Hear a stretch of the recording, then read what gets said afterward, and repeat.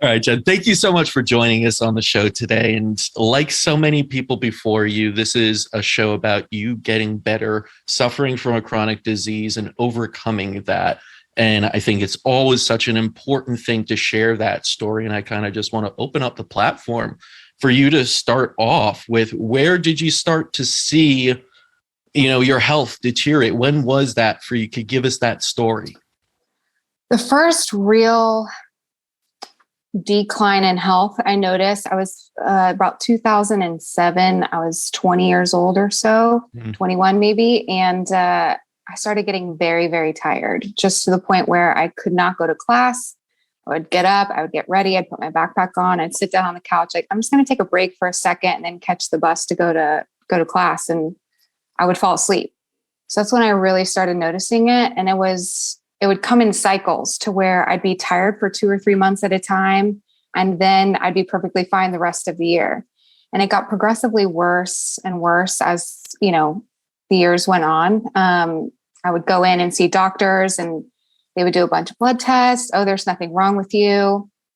After the exhaustion came, weird symptoms started popping up where my hands and my feet would go numb, my face would go numb. And then it would progress into like serious back pain. Like my lower back pain was pretty extreme. I had like a tremor for a couple of years in a hand. And so as the years went on, I just added more and more symptoms. The arthritis became pretty bad. Around 2011 or so, they had diagnosed me with rheumatoid arthritis, which obviously I didn't have. They put me on a bunch of meds for that didn't work. I started kind of pivoting my diet at that point to turn to like a paleo type lifestyle to see if that would help. And actually that helped immensely with the arthritis pain, which only lasted for so long until the symptoms progressively got worse and worse. But I would say around 2007 is when my symptoms really popped up. And then when was it that you were finally diagnosed with the correct diagnosis? 2016. And that diagnosis was? Lyme disease. And when you hear that, what do you think to yourself? Because you've been all this time, it's like, did you actually believe it? Because you got, arthritis, you got other things probably as well, and you were treated and you never knew. Were you like, oh, that makes sense? Or you're like, no? I was actually, which is crazy, diagnosed by an ophthalmologist. Okay. And I had started having some vision problems late 2016. And I went in and, I had multiple doctors up to this point call me crazy. And I was like having a problem, like interpreting what I was seeing. There was like a delay in what I'm seeing versus when my brain started interpreting it. And I went in to talk to him and he's like, he did a bunch of tests. He's like, there's nothing wrong with your optic nerve. You don't have any tumors. And I was like, he's going to call me crazy. And I looked at him before he even finished. I said, I know I sound crazy, but I swear this is what's happening. He goes, I believe you. Let's just sit and have a conversation. So we had like a 30-minute conversation about what I like to do in my free time. And I really love to hike. And I had actually just gotten back from Zion and we had camped. And he goes, well, do you camp? I said, yeah. I mean, like occasionally where there aren't bears, I have a very serious fear of bears, which is a completely different story. But I said, only camp in the desert. And he's like, well, have you ever been tested for Lyme disease? And I said, yeah, I think I was tested a couple of years ago. And he goes, well, what kind of test? And I said, well, I don't know, whatever my doctor gave me, and it came back negative. And he goes, well, I think that we need to go a step further. If you were bit, 10, 12, 15 years ago, he's like, I don't think it's going to show up on a CDC approved test. So he sent me to like a third-party lab, IGenix, based out of California, I think. And the test came back positive. And so once it came back positive, I started doing more research, and all of the symptoms I have where my arthritis constantly moved around, right? It's in my knees, it's in my hips, it's in my hands. They were never really like super hot, like just things that didn't match up with rheumatoid arthritis, but matched up more with Lyme disease. It's like, okay, well, this actually internally, gut-wise, it felt accurate. It felt like an accurate diagnosis. So knowing now, like your body's intuition has your body will scream at you if something is right or if something is wrong, which I never really listened to before going through this entire process with innovative medicine. But now, like looking back, my body was like, that's right. And so the more research I did, the more I realized that this is accurate. It's really interesting. I've spoken to so many people with Lyme disease, and they go misdiagnosed for so long. But it is that random person, the ophthalmologist, they're like, the friend you never met that had another friend that bumped into you and said, "Hey, did you ever look at that Lyme disease?" And you just go, Right. "Really? Like, I Yep. I never even thought of it." And then For you sure. realize, wow, that is what it is. And for Right. you, was was the diagnosis enough to say, okay, now I feel good, let's jump into treatment? And is that what you did? Yes. So I looked for a lot of doctors here in the South that wanted to treat me with more than just like a week of antibiotics. And I couldn't find anybody that wanted to touch me. Nobody in Texas wanted to touch me. There was one guy here, but he had like an 8-month waiting list. And I'm like, I have lived sick for like a decade now, right? And I don't want to do this anymore. So I went on, some like Lyme blogs and some Lyme forums and like, hey, does anybody have a doctor? I'll fly wherever you want me to fly at this point, right? You have to make a commitment to your health. You have to choose your health. At this point, it's like I knew I was dying. So it's like I have to do something. So I found a doctor in DC, and I flew up and saw him every month. And he put me on an array of antibiotics. And he had also diagnosed me with Babesia and Bartonella at the time. And he started me on a ridiculous amount of antibiotics. And that went on for like 8 or 9 months until my body could not handle the antibiotic treatment anymore. He wanted to put in a PICC line. And again, my internal gut was like, absolutely not. We're not ready for that. And I told him, I go, I'm not ready for that. And he goes, it's time. You're not taking in the oral medication. It's not processing correctly. Like we need to take it a step further. And I just refused. I'm like, I'm not ready for that. And he changed my medication. He's like, we're going to change it 1 more month. And he goes, if you're still not any better, we're going to proceed with the PICC line. And he changed my medication. And like my body had a complete and total meltdown when he changed it. So after that, unbeknownst to me, my mom had actually made me an appointment with Innovative Medicine at that point, and she hadn't told me. And in the middle of this meltdown, my body is having a full-blown meltdown in the parking lot of my sister's like bridal gown shop. I'm supposed to be like shopping for wedding gowns for her wedding. And like, I couldn't even go in because I was so violently ill. And she's like, please go see this doctor. So I completely committed to Innovative Medicine, like sight unseen. I knew nothing about it. I just like, okay, fine. Like I'm in. So I did the DC doctor for 8 months. And then I waited for like 5 or 6 months to go to Innovative Medicine when my appointment was. And I haven't looked back since then. Now, when you were how old were you when you started the antibiotics? I was 30. And I know you wrote here, you didn't think you were going to see 33, right? I did not. When I had the meltdown, which was May of 2017, my body, it was shutting down at that point. Like I knew at that point I was for sure dying. I was like, maybe I have a year left, like maybe a year and a half tops to where I could like keep moving and keep operating. But I had gotten to the point during that summer where when I would come into contact with people that I didn't see all that often, I would think like, make sure this is like a really great hug because it may be the last hug that they give you and they receive from you. So make it like memorable and, like take it in and really, really feel that moment. But I knew that there was absolutely no way I could continue on the level I was moving. And I was just progressively getting worse and worse over the summer until I came to Innovative Medicine in October of 2017. So it was pretty tough. Yeah. And that's the thing. A lot of times it's not to knock antibiotics. They have their place. But against something like Lyme, especially when it's been there for a long time, it can be incredibly hard and it could be the road down into something worse. Because I've always said antibiotics are like nuclear bombs for your body.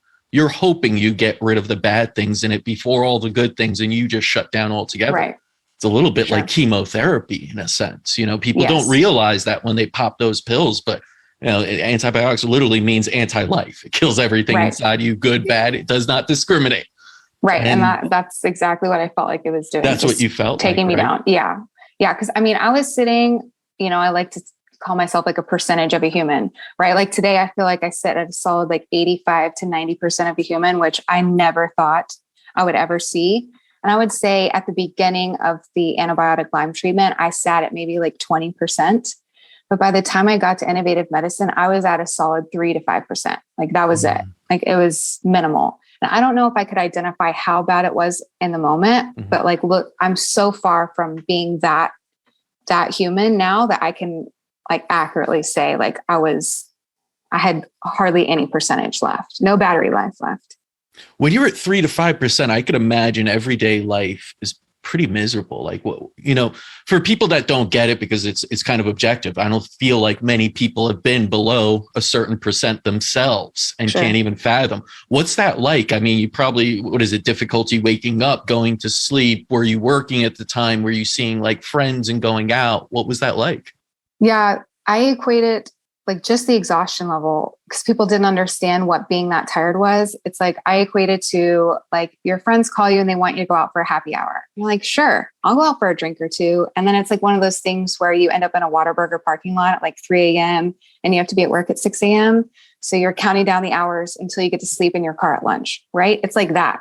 But I never went out to have a good time with my friends. I didn't eat any Whataburger taquitos at like 3 a.m. Like I got 9 hours of sleep. I had baked chicken and sweet potatoes. You know what I mean? Like I did all the right things. I took all my meds and I was in bed at like 9 o'clock and up at 6. So I got all this sleep, but I was still so tired to where I'm counting down the hours to when I got to go home and lay down. Working, I spent all the energy that I have, I put into working, like working a full-time job, got up, went to the office. I can remember like trying not to fall asleep at my desk regularly. Like walking up and down the hallways, I'm kind of like holding on to the wall because I felt like my legs were going to collapse like out from under me. Like at any point in time, I had stopped like really seeing any friends, really going out. I would go to work. I'd come home. I'd have a bowl of cereal. I'd crawl up on the couch and I'd go to bed at 8:30 and I'd wake up and do it all over again. And on the weekends, it was literally just me laying on my couch, watching a bunch of videos. Like that's it. Netflix, Amazon Prime, they were my besties at that point. So it was really tough because not only are you physically ill at that point, like when you get to that point, your mental illness starts to take over, right? Which makes you feel even worse, right? Because you're not laughing, you're not creating those memories. You feel like everybody's passing you by and you're just in this like stagnant place where everyone else's life is moving, but my life is stagnant and I'm either connected to my office chair or I'm connected to my couch. And like, those are the only two places that I could survive. Yeah, it's a real vicious disease cycle with Lyme that I've noticed with a lot of patients because it starts on the physical and it could start with someone young, vibrant, healthy. And then you start to lose that. And then what goes? It goes the mental part, the psychological part. You start to get depressed. Like, what's wrong with me? Am I ever going to be again? And then it goes into that spiritual part, which is like, what's my purpose if this is life? Like, what am I doing? Like how this doesn't seem right. Is this what I'm here for? Right. To be sick. And so that's the like cycle and it goes around. And then when you do that, you get worse physically, you get worse mentally, and it keeps going in this downward spiral. Now, your mother was sneaky enough to book you an appointment without telling you. She did. What was your initial thought? Were you just like, oh, great, I got to go to another doctor that's going to like screw this up and make me worse? Or like, where were you then? Were you just like, I'll do anything? Or were you actually like, well, this last doctor did this to me. I have no faith in medicine anymore. So my mom's going to be sad when she hears this. The only reason why I went, so I agreed to go and, I'm literally violently ill in this parking lot. And she kind of springs on me. I just say yes. And the more throughout the summer, I just stayed the course. But the reason why I came was so that I had no faith that this was going to work. But I told myself, when I die, I know that I tried every single thing that was in front of me. Right. Like, so that way, when my mom might have to bury me, like she knows that my butt was in a seat and there was no option in front of me that I didn't take. So that's literally the only reason why I came. And I'm really good at committing to things that are put in front of me. And if I say I'm going to commit to something, then I commit to it. And that meant everything that came along with the treatment plan, innovative medicine, right? Like letting stuff go, right? I'm not great at that. Still working on that. Which, the NET treatment helps with. Obviously, I need like 7 of those every time I come see you guys. The diet. obviously that's always seems to be the biggest hiccup for when I tell people about this story. It's like, I don't understand how you could just up and change your whole diet and your whole lifestyle. And I'm like, well, it was either that or die. So, how bad is what you're suffering with? Like, honestly, like, is it bad enough to where you're willing to change your life? If not, like, is it really that bad? Or do we need to talk about like a mental health type deal where you feel like you're not worthy of continuing on? Like, that wasn't an issue for me. Like, I knew my life was worth living. I had a lot of people that really love me and support me. So it was just about, this really is bad enough to where I'm willing to change my whole life for it. That's really interesting, because a lot of people come here and, as much as they are completely dissolute and just like despair of and fearful of the medical industry altogether, they're like, this is my last chance. I'm going to put some faith and hope into this and, and just be like, this has to work, sort of thing. Whereas you came in, you're like, I don't have any faith in this, but I didn't. I'm going to do it anyway, which is great of you to go in if you have little faith to go through with it. And you almost did it, for somebody, your mother. Right. So you show up at the doors, little faith, and probably curious as to what you're doing in New York and just trying to appease your mother. What was that initial visit like when you come in through the doors and you start talking about your case and I don't know who you met with here, but what was it like your first time visiting the center?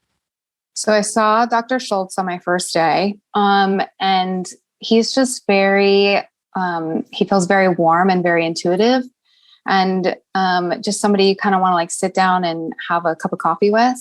And, he just kind of like validated my feelings, right? I've gone this whole time and I've had doctor after doctor tell me, you're really not sick. There's nothing wrong with you. There's nothing wrong with you. And he can look at me and he's like, you are very, very sick. And I'm like, okay, step one, complete. Someone here, he actually believes me, right? He's not just going to give me a pill and send me out the door like every other doctor I've come into contact with. So like that first initial meeting with him, and, I'm not sure what his conversations are like with other patients, but he straight up told me, he's like, I cannot do the work for you. He's like, I will give you the tools and I will give you the playbook, right? I'm a big sports girl. So like the sports metaphor totally worked for me. He's like, I will be your coach and I will give you the plays. He's like, but you are the player and you have to make it work for you in your life. So I was like, okay, like I'm in for the pump it up talk. Like, let's get after it then, and then I came in contact with Erin and she is phenomenal. And Caitlin, and at the time, Barbara was at the center. So those three, like I owe like a ridiculous amount of debt to them. Like I'm so grateful for all three of those women. They absolutely saved my life. And I definitely would not be here without them. They definitely could identify when I was having a rough day. I'm not very good. I come from like a non-complaining family, which I think has also contributed to how far this got without like actually getting a real answer, which is why I'm such an advocate for everyone in my life to have, you're your own best health advocate at this point. But those ladies, they were so great at being able to identify like, how are you? And my standard response for the last 5, 6, 7 years, oh, I'm okay. Like, I'm doing okay. I'm fine. But whether I was actually fine or not. And they're like, no, really, like, you don't look good today. Like, what's going on? So them continuously prodding me, which was annoying at the time, was like so unbelievably helpful. And I'm just like so grateful that they were able to see me every day and know my patterns and know what I should look like. And when I didn't look like that, to be able to move me, into like a better treatment. Well, why don't you try adding this to your diet? Or why don't we put you on this? Or let's see if you need to be balanced, and making sure that I was where I needed to be at all times throughout treatment. So you got the pep talk from my father. He does that well. He wants to be sure, like, hey, I'm coach, you're athlete, which I agree. When we see athletes here, they're probably the best patients, or people with a sports mindset or even competitiveness, because they realize it's like, I got to get this done. I'm going to get this done. I'm going to do it right. I'm going to listen to everything. And then you get probably very shortly after the program of treatment, right? Which outlines, everything from your supplements to your therapies, and there could be a lot. It could be overwhelming. How did you feel when you saw that and were kind of explained, here is your program of treatment? I think after I saw the program, it also validated like how sick I was. Because, other doctors are like, here's a pill, like no big deal. But Dr. Schultz is like, no, you need to be here every day for the next like 5 to 6 weeks. And it's like, okay, like this feels serious. It didn't feel overwhelming just because it's like, I felt like I'm pretty decent at taking things one step at a time. Like I know my whole life isn't going to change tomorrow, and just trying to put that in perspective, that it's just, okay, we go next day, next day, next day. And they broke it down into 3 different types, right? Like you've got like a detox section, and it's like, okay, I would just focus on the detox section. I'm not focusing on the other 2. So it's like I had 2 full weeks of detox, and I would count it down. I'm like, okay, well, we're 10% done, we're 20% done, and so on and so forth. And so that made that simple. The antimicrobial treatments, those were not fun, but they were kind of spaced out further. So, that section worked out for me. And then the rejuvenation section, which was the final week, like that was like a breeze week compared to the past like 4 to 5 weeks. So it wasn't like so daunting that I couldn't handle it. It was just making sure I broke it down into what felt like enough sections to make it manageable. And my mom was also really great. She came up with me for treatment. I definitely could not have done this alone. There's no way I had enough strength or energy to be able to go grocery shopping and making sure I'm cooking myself 3 different meals every day and not eating leftovers. And, she's like micromanaging my meds. She's like, we're going to eat in 45 minutes. Like you need to take your pre-food meds. We're going to have this for dinner. We're going to have this for lunch. So I felt having that support system, was invaluable. There's no way I could have done it without that. Yeah, I know that patients that come here with the support of their families get better quicker and see better results in the long term, as opposed to patients that may come here alone, may have family members that doubt what they're doing, right? And are almost skeptical of them coming here and thinking they're wasting their money and putting that in their head.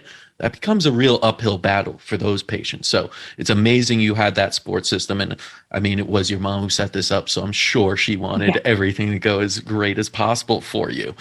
Now, as you're going through the different treatments and everything, were there ever periods of time where you were doubtful this would work? Like, you're starting on something that you have no clue how it's going to end up. Your past experience have shown you that it hasn't ended up well working with doctors, and there are different programs. This could be the same way.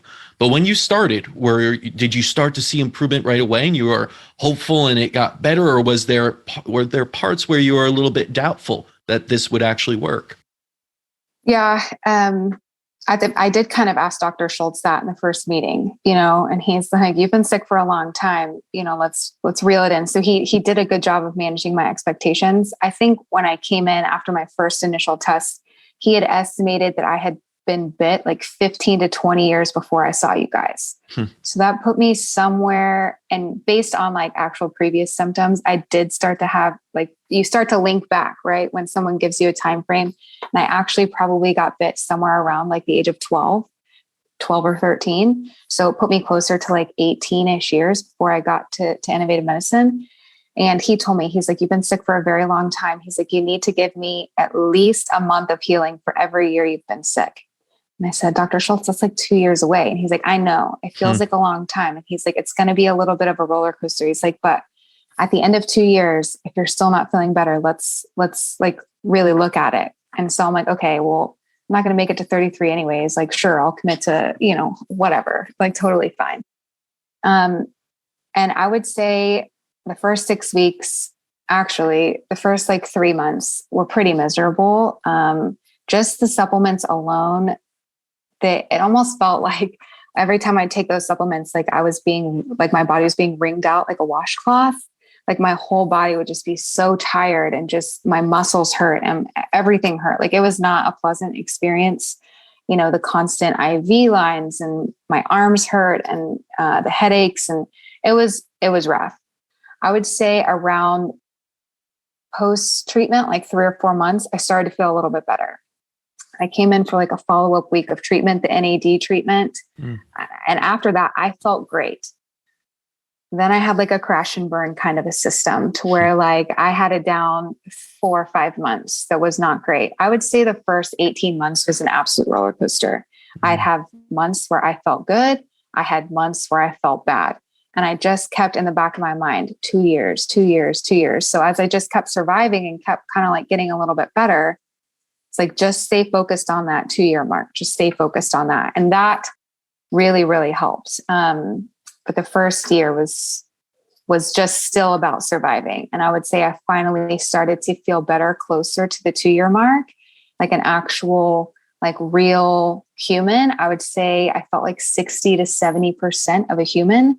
And that also depended on how well I was following my diet, right? Like the more I'd stray from eating well, or maybe skipping like a med dose or something like that, the worse my body would feel. So it just reiterated, like, I have to stay committed to what I'm doing. And this really is a full lifestyle change, instead of just, oh, we're going to do this until I feel better and I'm 100% better. It's like I had to switch my mindset to, you're not going to be just like every other 30 something's body. Like, you have a special case and it is what it is and it's completely manageable, but that management system is up to me, and I have to make a commitment to me and staying on track for that.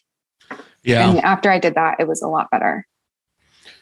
You know, when you bring up those expectations, I actually never heard of the month to year sort of treatment to program. My father never told me that, but I can completely understand that. And I think that expectations are really difficult. I heard you say this earlier, like you just wanted to get better as quickly as possible, right? And that was, everyone does. But I always, you know, I think the medical system is kind of corrupted us into thinking that, oh, I've had this for years, but just take this pill and you'll feel better tomorrow. Right. And that's sort of, whoa, that's really quick action. Oh, success. I feel better, but you're still sick, right? Without the pill, you're back to worse to where you were. Yeah. And I will say, like, when people are like, how long will it take? And realistically, you may have treatment here for only 4 weeks, but it may take 2 years to heal, to get better. And they're like, wow, that's incredible. Like, and I'm like, think about it. If you're overweight and you go to the gym, it's not a few weeks. It could take years to get back into a healthy state. It could take a long time to lose weight. And you have to go at your own rate. And everyone's different, of course. And I do think that medicine in general has really screwed that up, our expectations. And it's good that you kept that there because you kept going. A lot of people stop before the finish line there and say, right, for those 4 or 5 months where you were down, you could have said, I'm out. Like, this isn't working. I'm done with this. And guess what? You wouldn't have gotten through the finish line to where you are today. Exactly. And that's a big thing about it. So it's amazing that you kept that totem, you know, that finish line at 2 years and kept going no matter where the roller coaster took you, because it's never linear. It's never straight healing where you're feeling better every day. And it's just, you know, oh, this is great, better and better. It's like, wow, I got much worse somehow. How'd you deal with that aside from this idea of 2 years? Because again, 2 years, you might start to doubt yourself when you're going through 4 or 5 months of a regression.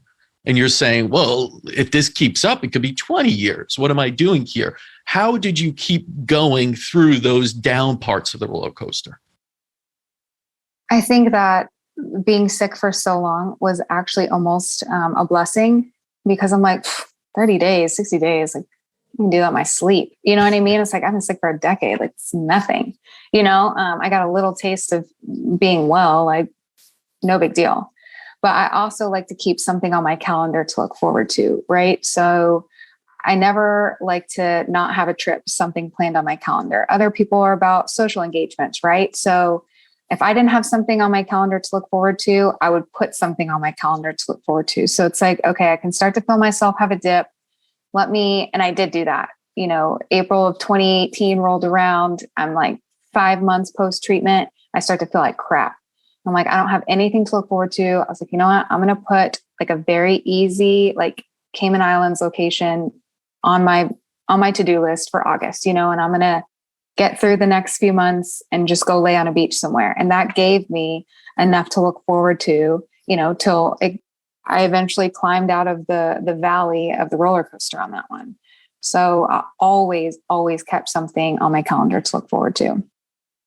Have you ever seen or heard Ben Aaron's, his TEDx talk? We sometimes share that with patients. Yes. Because that reminds me of it. He's the first person that really put me on to this idea that the biggest determinant between a patient that stays sick or goes back to sickness, and one that truly heals and continues their life is that idea of purpose, of doing something, putting something on your calendar, of having that totem to look forward to and keep moving it.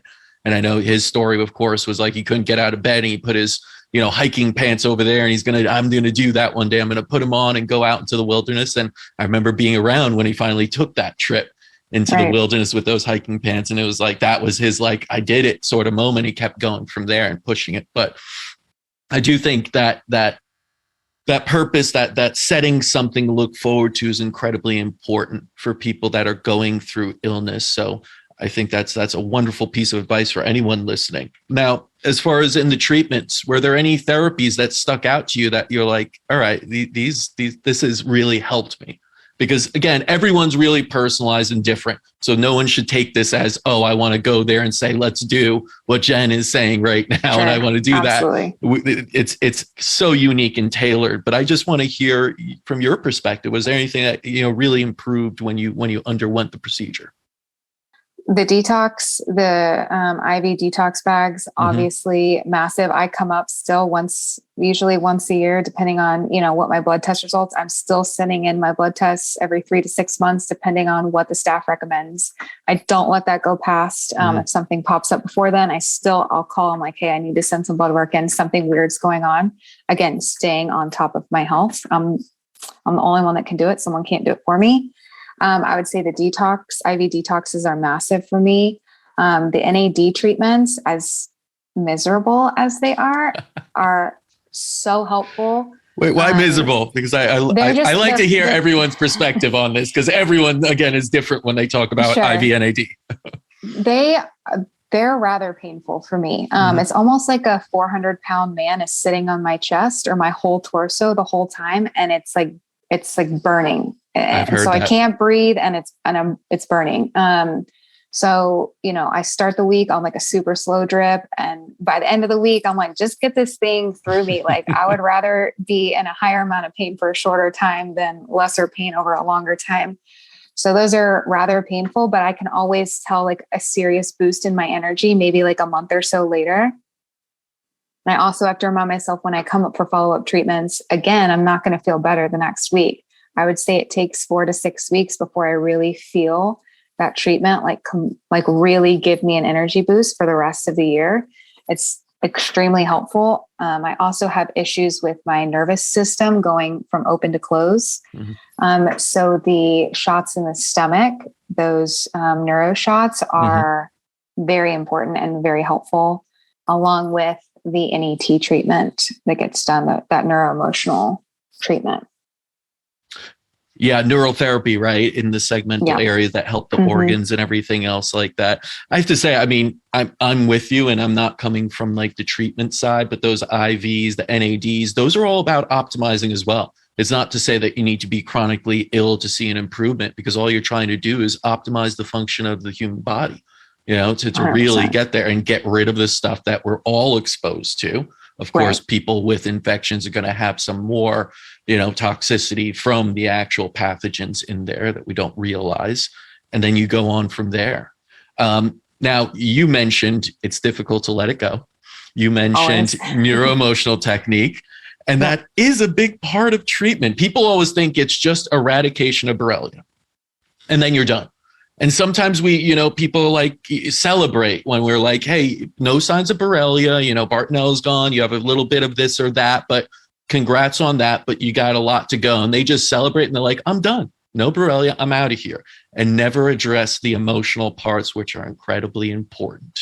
Right. So tell us a little bit about your experience going through that, the NET, I'm sure meeting with my mother perhaps, and going through some of it. Yeah.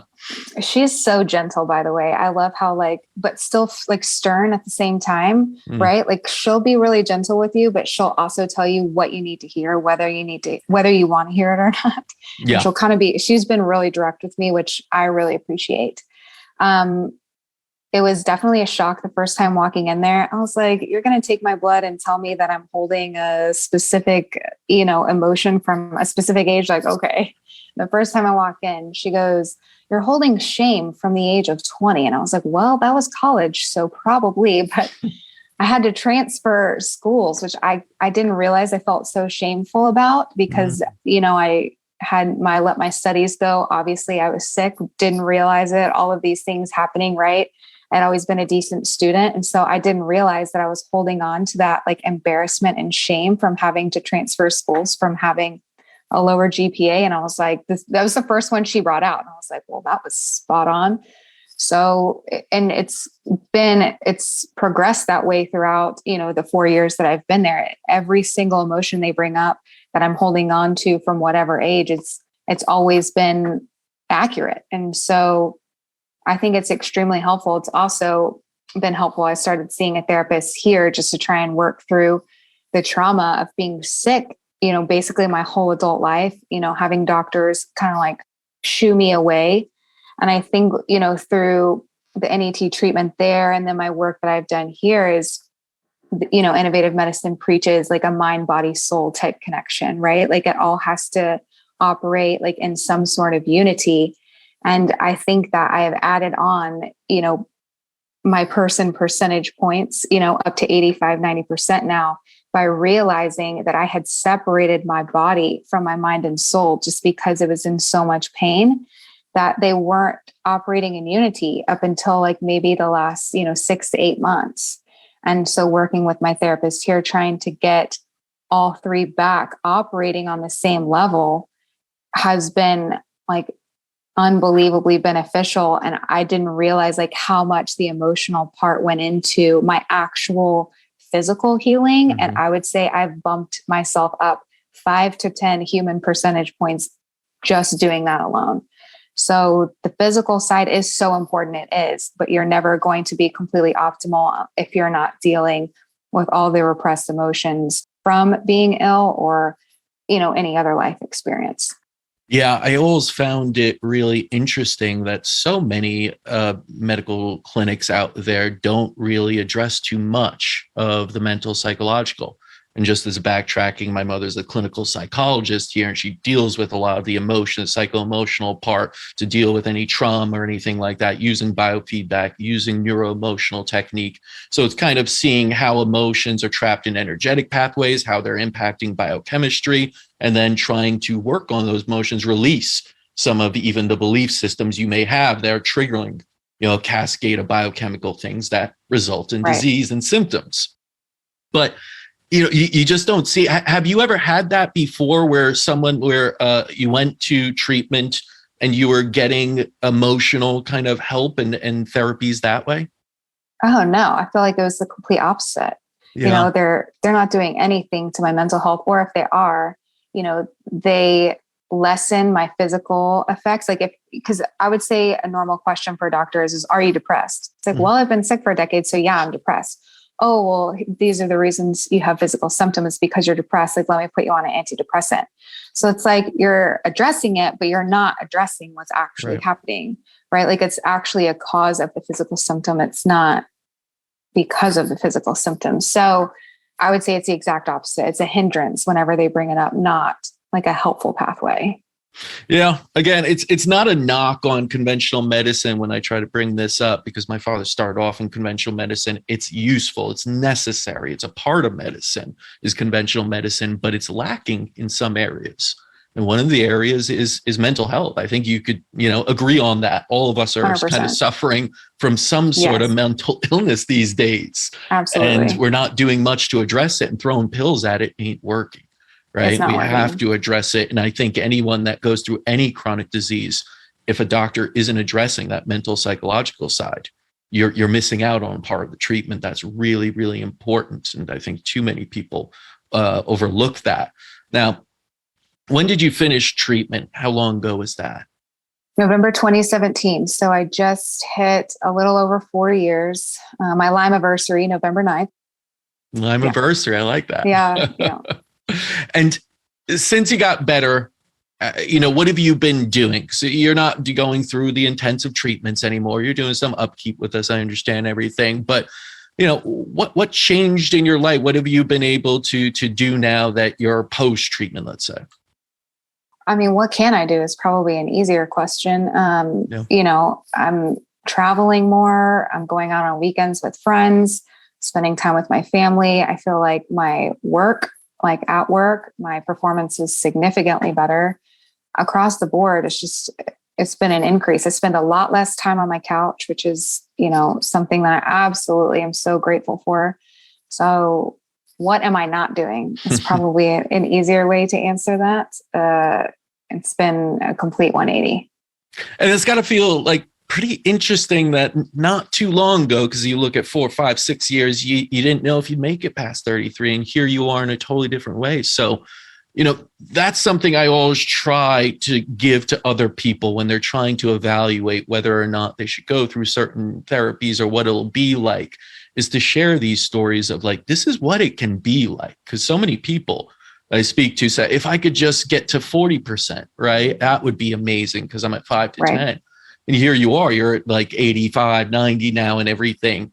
Are you still taking the steps every day to go like better, like 90? Do you want to be at 99 or 100? Or are you like, hey, this is good? You do? Okay. No, I mean, am I expecting to be at 100%? Yeah. No, I don't. If I get there, that's awesome. I try not to hold myself to like that standard just because I don't want to have the letdown, right? Like I don't want to have that over expectation. I just stay with what's consistent for me. Taking my meds every day, making sure I'm eating really clean. I'm trying to let things go. I'm trying to avoid any kind of like endocrine disruptors, in my home, cleaning products, beauty products, things like that. Like, and I'm still working towards that, right? Like trying to like go through your whole home. Again, you can't change your whole life in one day. It's a slow but sure process. It's like, I finally got rid of all my candles. It's like, what a bummer. But at some point you just have to like work through it. So those things are the most important. And if I get to 100%, awesome. If not, like 90%, 85%, like that's great. It's not 3 to 5%, right? Like anything better than where I was is awesome. And I'll continue to strive for like where I'm at and constantly getting better. But I feel like every birthday after 33 is just like this gift. And, that's the way I'm choosing to approach it, is that I feel like I'm almost on borrowed time, but I'm slowly but surely switching to the realization that it's not borrowed time and that I have fought so hard to get here.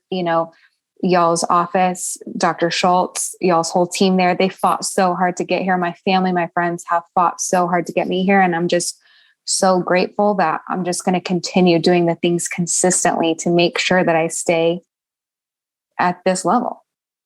Yeah, and it's beautiful because you wrote that this year you had a word, an intention, I guess, on your Lymeaversary, right? And this year that word is movement.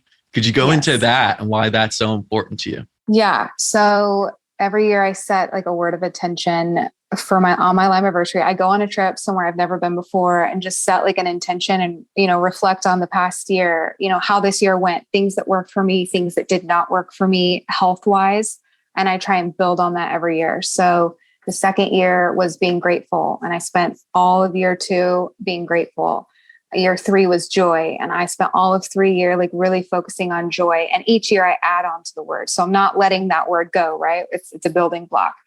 And this year is movement. And I think most people think movement, oh, you're just going to move your body. And like, yes, I'm finally back to a point where I feel like I can get into a gym and like really move my body on a regular basis without it completely collapsing, like I had in previous times. So I've started doing that, but I also movement in stagnant feelings, relationships that aren't working for me, relationships that I want to advance, things at work that I want to advance. So it's not just about the movement of my body, but it's about the movement of my mind, my soul, like everything operating together and just propelling me forward to continue moving forward as a human.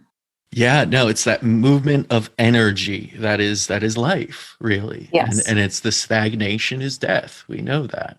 Exactly. And that's so many philosophies there. So that's really beautifully put. Listen, Jen, as we wrap this up, I'd love for the audience, like for you to bestow upon the audience, what were some of the best tips when you were going through things, when you were, even at the beginning of your treatments, conventionally based or going through this? What is some advice and tips you could give someone that is 10 years going through it and not knowing and in the depths of despair? What would you tell them? Right. One, you are always going to be your own best advocate. no one is going to fight harder for you than you. Luckily, I had a mom that like fought just as hard for me as I did. And I'm so grateful for that. If you don't have someone in your corner like that, like make the commitment to yourself because your life is worth it. Try not to put a price tag on your life. I know that can be difficult, especially when you're not feeling well or you're just too sad to get up. Like I hear you, but your life is worth it. Like make a commitment to yourself and be your own best advocate. 2, like try to find a way to laugh. Put on some funny shows. Get on TikTok. There's a lot of funny stuff on TikTok, right? Like I know I try not to spend too much time on social media and it can be, overwhelming, but like get you a For You page that's funny with some like dog videos and people laughing and joking. Like find a way to laugh. And 3, like really listen to your intuition. If you go to a doctor and it does not feel right to you, go see another doctor. Like you can see as many doctors as you want until you find something that fits for you. That intuition that you have, it is real. Your body will scream at you. You just have to be listening. Mine was never it was sometimes quiet. And the more I've listened to it, the louder it's gotten. And it will literally scream at me if something does not feel right. So listen to your body. It will tell you what's going on. Amazing advice. Thank you so much. And any plans to go away anywhere soon that you're looking forward to? My mom's turning 60 this year. We're supposed to be going to Italy. Obviously, what's going on in Europe may put some holds on that. But hopefully Italy this year. And I think I may hit Taos for some hiking over the summertime. So we'll see. Very nice. Well, thank you again, Jen. Best of luck. Hope you get over to Italy and enjoy that. And thank you for sharing this story. It's really empowering, I hope, for yourself as well, but for others as well. I think that it'll be a wonderful kind of piece of hope that they could turn to when they're looking for more information about getting treatment. So for that, thank you. Yeah, thanks so much for having me.